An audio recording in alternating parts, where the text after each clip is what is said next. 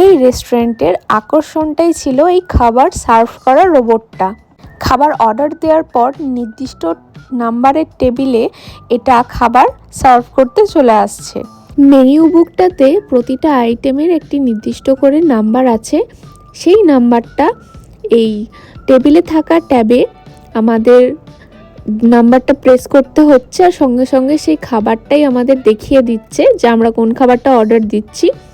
সাথে কোনো side dish order করলেও সেখানে অপশন আছে। তো এইভাবে প্রতিটা খাবার কার্টে রেখে একবারে অর্ডার দিতে হচ্ছে। এরপর আমাদের যে নাম্বারটা ছিল টেবিলের, সেই টেবিলে রোবটটি নির্দিষ্ট সময়ে খাবারটা নিয়ে চলে আসছে। আর খাবারটা নিয়ে নেওয়ার পর এর মাথার উপরে, মানে রোবটটার মাথার উপরে একটি বাটন আছে, সেটা প্রেস করলে এটা আবার নির্দিষ্ট স্থানে চলে যাচ্ছে। কি মজাদার না ব্যাপারটা! শুধু তাই নয়, খাবার দিয়ে যাওয়ার পরেও কিন্তু আপনাকে আরিগাতো গোজাইমাস বা বাংলা ভাষায় যেটাকে ধন্যবাদ বলে, সেটাও আপনাকে জানিয়ে যাবে এই রোবটটা। এখানকার মানুষ তো বটেই, মানুষের পাশাপাশি রোবটও খুব বিনয়ী।